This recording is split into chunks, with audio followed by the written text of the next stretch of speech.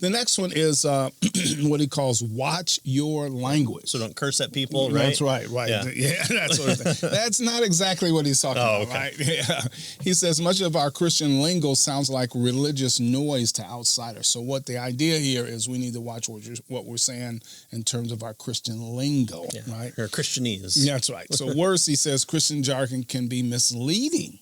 This is especially true of the word faith, for instance, right, which suggests a kind of useful fantasy, a leap of religious wishful thinking in complete disregard for reason or evidence. Yeah, pretending to believe what you don't know. That's right. And of course, he says nothing like this is in view with the original biblical word in Pistis, Greek. Pistis.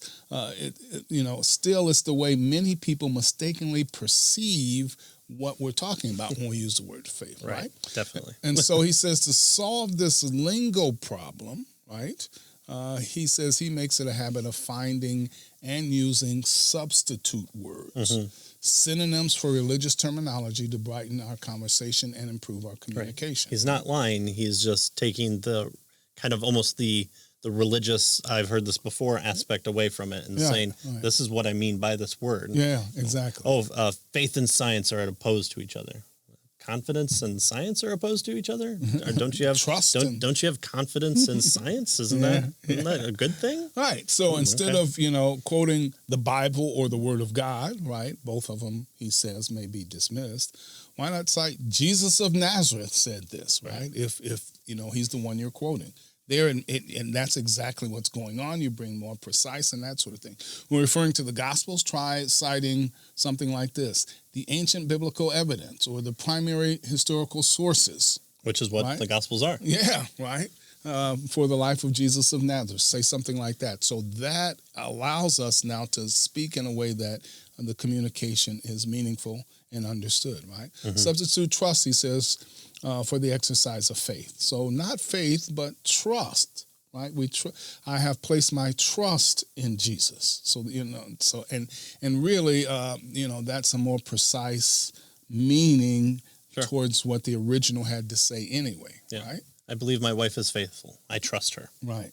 I mean, it's the same thing, especially when you're dealing with something like, can I save my own soul?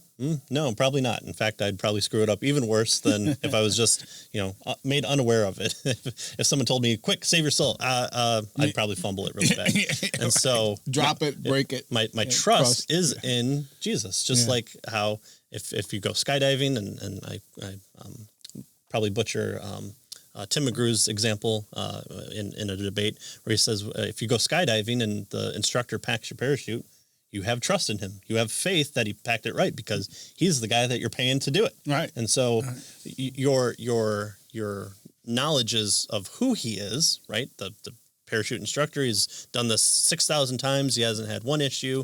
He's packed it the same way. He's shown you how he packs it, and he takes you up in the plane.